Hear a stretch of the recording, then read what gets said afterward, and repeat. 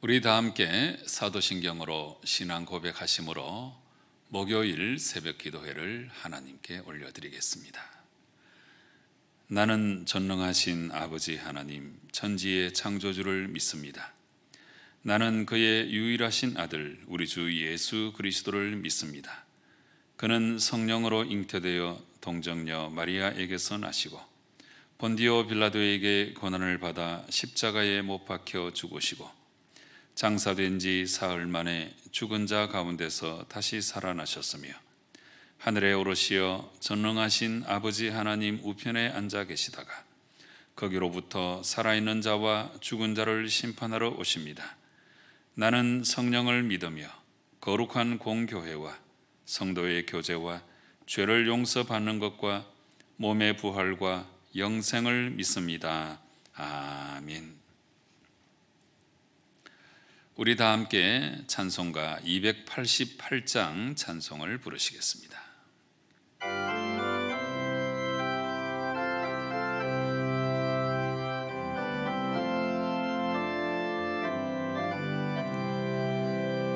예수를 나의 구주 삼고 성령과 피로서 거듭나니 이 세상에서 내 영혼이 하늘의 영광 누리도다.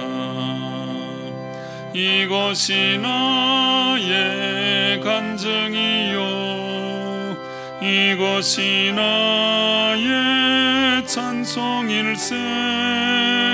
나 사는 동안 끊임없이 구주를 찬송하리로다. 온전히 주께 맡긴 내 영 사랑의 음성을 듣는 중에 천사들 왕래하는 것과 하늘의 영광 보리로다. 이것이 나의 간증이요 이것이 나의 찬송일세. 나 사는 동안 끊임없이 구주를 찬송하리로다. 주 안에 기쁨 누림으로 마음의 풍랑이 잔잔하니 세상과 나는 간 곳 없고 구속한 주만 보이도다.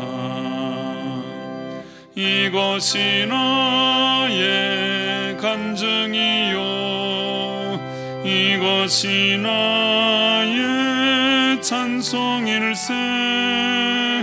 나 사는 동안 끊임없이 구주를 찬송하리로다.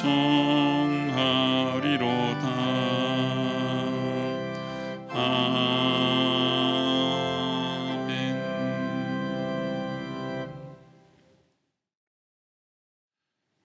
오늘 우리에게 주시는 하나님 말씀은 예레미야 27장 1절부터 11절까지의 말씀이 되겠습니다. 각 처소에서 함께 읽으시기 바랍니다. 유다의 왕 요시야의 아들 여호야김이 다스리기 시작할 때에 여호와께서 말씀으로 예레미야에게 임하시니라.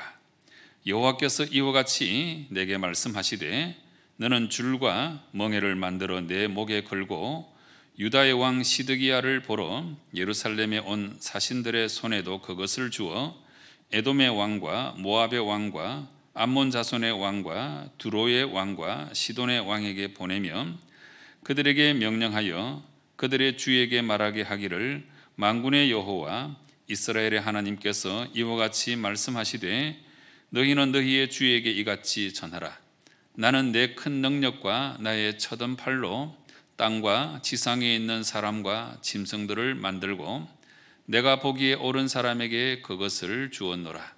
이제 내가 이 모든 땅을 내 종 바벨론의 왕 느부갓네살의 손에 주고 또 들짐승들을 그에게 주어서 섬기게 하였나니 모든 나라가 그와 그의 아들과 손자를 그 땅에 기한이 이르기까지 섬기리라. 또한 많은 나라들과 큰 왕들이 그 자신을 섬기리라. 여호와의 말씀이니라. 바벨론의 왕 느부갓네살을 섬기지 아니하며 그 목으로 바벨론의 왕의 멍에를 매지 아니하는 백성과 나라는 내가 그들이 멸망하기까지 칼과 기근과 전염병으로 그 민족을 벌하리라. 너희는 너희 선지자나 복술가나 꿈꾸는 자나 술사나 요술자가 이러기를 너희가 바벨론의 왕을 섬기게 되지 아니하리라 하여도 너희는 듣지 말라. 그들은 너희에게 거짓을 예언하여 너희가 너희 땅에서 멀리 떠나게 하며 또 내가 너희를 몰아내게 하며 너희를 멸망하게 하느니라. 그러나 그 목으로 바벨론의 왕의 멍에를 메고 그를 섬기는 나라는 내가 그들을 그 땅에 머물러 밭을 갈며 거기서 살게 하리라 하셨다 하라. 여호와의 말씀이니라 하시니라. 아멘. 오늘 이제 우리는 예레미야 27장 속으로 들어왔습니다. 이 27장 또 28장, 29장 이 세 장의 말씀은 시드기야 왕의 재위 초기에 있었던 내용을 우리에게 알려주고 있습니다. 이제 우리가 예레미야 말씀을 앞으로도 계속 읽어 나가야 되기 때문에 제가 지금 이 유다 말기의 왕들을 제가 소개해 드릴 테니까 머릿속에 여러분 심어 두시면 앞으로 예레미야 말씀을 읽어 나갈 때 이해가 더욱더 빠르게 될 것입니다. 그래서 어제도 말씀드렸습니다마는 요시야 왕이 16대 왕이라고 그랬죠. 16대 왕.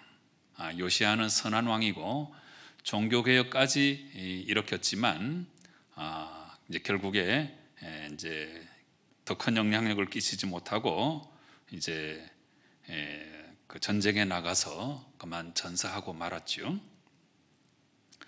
근데 이제 이 요시야 왕이 이렇게 나름대로 선하고 종교개혁도 일으켰지만 사실은 이 유다 나라의 국운이 기운 것은 이 요시야 왕 직전 또 그 직전 두 왕 때문에 극심한 이제 우상 숭배에 빠지게 되고 이제 멸망길로 치닫게 되는 거죠. 그래서 이 남쪽 유다 전체 왕은 우리가 2왕조 20왕이죠. 아달랴가 들어와 있습니다만은 아합의 딸로서 이제 정략 결혼을 한 케이스고 얼마 통치 못했지요. 그래서 이 아달랴를 제외하면 모든 왕조가 다 다윗 왕조인데 그래서 이제 비교적 북왕국 이스라엘보다는 선한 왕들이 제법 있어요. 북왕국 19왕은 선한 왕이 한 사람도 없죠. 그 중에 제일 악한 왕이 최악의 왕이 아합이고 이제 그렇게 되는데 이 남유다는 그래도 선한 왕이 조금 있습니다만은 그런데 이 남유다 중에서도 최악의 이 북왕국 이스라엘의 아합에 버금가는 그런 악한 왕이 있었는데 이름하여서 14대 왕 므낫세입니다. 므낫세. 우상 숭배를 해도 정도껏 한 게 아니고요. 이 므낫세는 아주 악질적인 우상 숭배를 하고 너무너무 악한 죄를 많이 저질렀습니다. 그래서 이 므낫세가 상당한 기간 55년 동안 통치를 했는데 참 하나님께서 어떻게 또 이런 악한 왕을 이렇게 오래 살려두셨는지 모르겠습니다만은 이러면서 아주 극심한 우상 숭배에 빠뜨렸고 그 다음에 이제 이어진 15대 왕 아몬은 길게 통치하지 않았습니다. 겨우 2년 통치했는데 그 부친의 버금가는 악한 일을 많이 저질렀죠. 이제 14대 왕 므낫세, 15대 왕 아몬 이게 이제 나라의 국운을 기울게 만든 원흉 같은 사람들이고 그다음 16대 왕 요시야 왕이 일어나서 뭔가 좀 바로잡아 보려고 했는데 이제 힘이 미치지를 못했습니다. 그러고 나서 이제 지금 이 예레미야 말씀이 배경이 되는 시대가 17대 왕 여호아하스 왕, 그 다음에 18대 왕 여호야김, 19대 왕 여호야긴, 요 3대에 걸쳐서 예레미야가 예언 활동을 한 것이거든요. 이 여호아하스는 요시야의 둘째 아들입니다. 그 다음에 여호야김은 요시야의 큰 아들입니다. 그리고 이제 또 갑자기 바뀌어서 19대 왕 여호야긴은 여호야김, 요시야의 큰 아들의 아들이에요. 그래서 이제 이런 뭐 우여곡절이 이제 쭉 이렇게 생기게 되는데, 어쨌든 17대 여호아하스, 18대 여호야김, 19대 여호야긴, 이 3대에 걸쳐서 예언 활동을 했던 사람이 이제 예레미야 예언자가 되겠습니다. 그래서 아까 말씀드린 것처럼 27장, 28장, 29장은 시드기야는 이제 마지막 20대 왕인데, 이제 이 시드기야 왕 재위 초기에 선포된 예언의 말씀이고, 이건 벌써 뭐 20대 왕이니까 나라가 이제 넘어가는 바로 그 시점에 예언 활동을 한 거죠. 이 시드기야는 다시금 요시야의 셋째 아들이 되겠습니다. 이제 이 27장 말씀은 전체가 우리가 뭐 오늘 끊어서 11절까지만 읽었습니다만은 이 27장 전체, 22절까지 전체가 다 한 주제로 되어 있습니다. 그 내용은 뭔가 하면 유다와 또 주위에 있는 여러 열방들, 유다 주변에 있는 국가들에게까지 바벨론에 대해서 복종해야 된다, 이걸 권고하는 내용을 담고 있습니다. 제가 어제 설명을 드렸죠. 예레미야 말씀을 이해하는 키워드가 바로 이것인데, 그러니까 모든 이스라엘의 죄악으로 말미암아 나라가 멸망하고 바벨론의 포로로 끌려간다. 이걸 거부하지 말고 뭐 독립 전쟁이나 뭐 동맹 관계나 이런 걸 통해서 뭐 저항하지 말고 바벨론은 하나님께서 부리시는 종이니까 그 순복하고 바벨론의 포로로 끌려가는 것이 맞다. 이게 이제 예레미야가 선포한 하나님 말씀이거든요. 이 말의 의미는 뭡니까? 어제도 말씀드렸는데 하나님 주시는 그 심판을 달게 받으라, 이겁니다. 이 심판을 달게 받고 복역의 때가 끝난 다음에 징계와 연단을 받은 다음에 하나님께서 너를 회복시켜 주실 것이다. 이거는 이제 포로기 예언자, 포로기 이후 예언자가 또 전하는 메시지예요.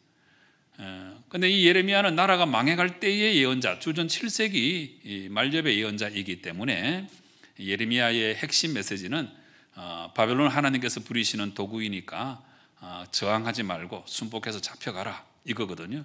근데 거짓 예언자는 좋은 말을 했어요. 우리 망하지 않는다. 성전이 있는 한 우리 민족은 망하지 않는다. 근거 없는 낙관주의라고 그랬죠. 이 신앙에 있어서 근거 없는 낙관주의는 참 문제입니다. 그래서 이제 하나냐 같은 예언자는 좋은 말만 했거든요. 근데 좋은 말 한다고 다 하나님의 예언이 아니고, 하나님 뜻을 가감없이 전달하는 자가 하나님의 예언자인 것입니다. 그래서 이 27장 전체는 조금 전에 이제 그 맥락을 이해하셔야 돼요. 바벨론의 포로로 끌려가야 된다. 그리고 주변 여러 나라들도 저항하면 안 된다. 하나님의 심판을 달게 받으라. 바벨론은 하나님께서 심판의 도구로 사용하고 계신다. 이걸 이제 말씀하시는 거예요. 자, 그래서 3절 말씀, 2절 말씀부터 보시면 여호와께서 이와 같이 내게 말씀하시되 너는 줄과 멍에를 만들어 내 목에 걸고, 이 줄과 멍에는 포로로 끌려가는 도구죠.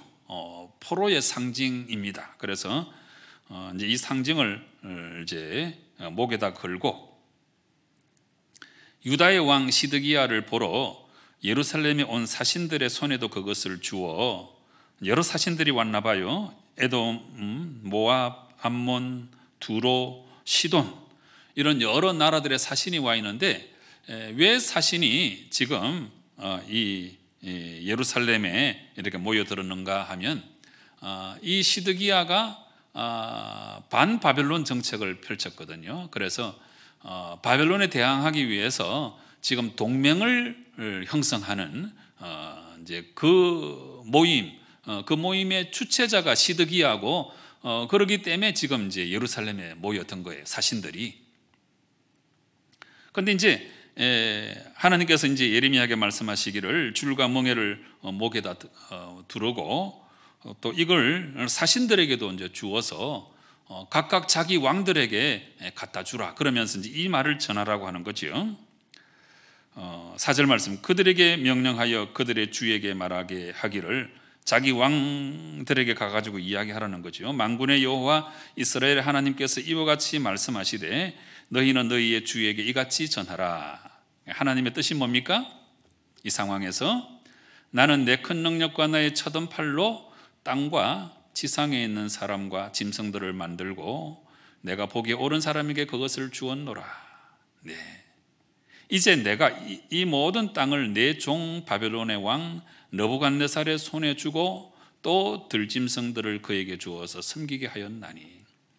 여기 하나님 말씀에 바벨론의 왕 느부갓네살을 내 종이라고까지 표현하고 있어요. 하나님께서 사용하시는 심판의 도구인 거죠. 네. 그래서 모든 나라와 모든 아들과 손자까지 그 땅의 기한이 이르기까지 섬기리라. 포로로 끌려가면 그 땅의 기한까지 섬기게 될 것이다. 네.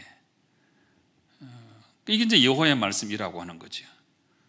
그런데 이렇게 해야 되는데, 하나님의 심판을 달게 받아야 되는데 8절 말씀, 바벨론의 왕 느부갓네살을 섬기지 아니하며 그 목으로 바벨론의 왕의 멍에를 매지 아니하는 백성과 나라는 내가 그들이 멸망하기까지 칼과 기근과 전염병으로 그 민족을 벌하리라. 이 말씀의 의미가 뭡니까? 바벨론의 포로로 끌려가는 게 맞다. 이게 하나님의 심판의 내용이고, 하나님의 심판은 피하지 말고 우리가 달게 받아야 된다 하는 것입니다.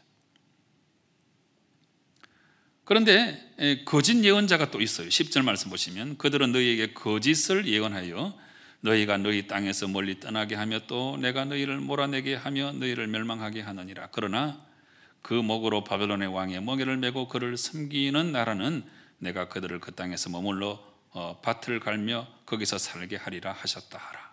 그래서 이제 예레미야는 포로로 끌려가면 그 땅에서 결혼도 하고 아들 딸 낳고 잘 살라고 하나님의 심판을 달게 받으라고 줄기차게 예언을 했지요. 그래서 이 27장에 나와 있는 내용들이 다 이런 내용들입니다. 그래서 이런 내용이 비록 오해를 불러일으킬 만한 그런 내용이지만 이게 하나님의 뜻이었습니다. 그래서 예언자는 하나님 말씀하신 것을 그대로 전해야 되는 사람이 바로 예언자죠. 때때로 하나님이 우리를 심판하실 때가 있습니다. 사랑하시기 때문에 심판하시고 징계하시는 거죠. 그래서 심판 가운데 제일 무서운 심판은 유기의 심판이에요. 내버려 두시는 거예요. 하나님께서 이런 고난과 아픔으로 심판하시는 것은 그래도 하나님이 사랑하시기 때문이다 하는 것을 우리가 알 수 있어요. 이런 때에 하나님의 고난을 달게 받고 거기서 큰 깨달음과 통찰을 얻고 자신의 행실을 고치고 다시금 하나님께로 나오는 사람이, 이런 사람이 지혜로운 사람이고 하나님의 뜻을 알고 순종하는 사람이라고 할 수 있습니다. 오늘 말씀은 어떻게 보면 오해를 불러일으킬 만한 그런 예언의 말씀이지만 그러나 이게 하나님의 뜻입니다. 하나님의 심판은 달게 받아야 된다 하는 것입니다. 그 고난 속에서 하나님의 뜻을 새롭게 발견하라는 것입니다. 어쩌면 오늘 이 시대 가운데 우리에게 임한 여러 가지 고난들, 이 고난들을 통해서 우리가 우리 자신을 살피고 그래서 우리가 새롭게 된다면 하나님의 고난이 정말 우리에게 아름다운 고난이 되겠지요. 어떻게 하든지 우리는 하나님의 뜻을 깨닫고 하나님의 뜻에 순종하고 우리 자신을 고치고 하나님 보시기에 아름다운 모습으로 나아갈 때 이게 바로 우리가 사는 길이다 하는 것을 명심하시고 끝까지 하나님 말씀에 순종하는 성도 여러분 꼭 되시기를 주님 이름으로 축원합니다. 기도하시겠습니다. 아버지 하나님, 오늘도 하나님께서 말씀하시는 음성을 우리가 분명히 새겨 듣고 하나님께서 고난을 주실 때는 그 고난도 달게 받고 그 고난 속에서 하나님의 뜻을 발견하고 우리 모두가 새롭게 거듭나는 귀한 역사가 차고 넘치게 도와주시옵소서. 예수님의 이름으로 기도드리옵나이다. 아멘. 하늘에 계신 우리 아버지, 아버지의 이름을 거룩하게 하시며 아버지의 나라가 오게 하시며 아버지의 뜻이 하늘에서와 같이 땅에서도 이루어지게 하소서. 오늘 우리에게 일용할 양식을 주시고 우리가 우리에게 잘못한 사람을 용서하여 준 것 같이 우리 죄를 용서하여 주시고 우리를 시험에 빠지지 않게 하시고 악에서 구하소서. 나라와 권능과 영광이 영원히 아버지의 것입니다. 아멘. 여러분, 하나님께서 우리에게 주시는 고난 그 가운데는 우리를 향하신 하나님의 뜻이 있습니다. 이걸 잘 발견하고 고난을 잘 선용할 때에 이 고난이 오히려 우리에게 유익이 되는 거죠.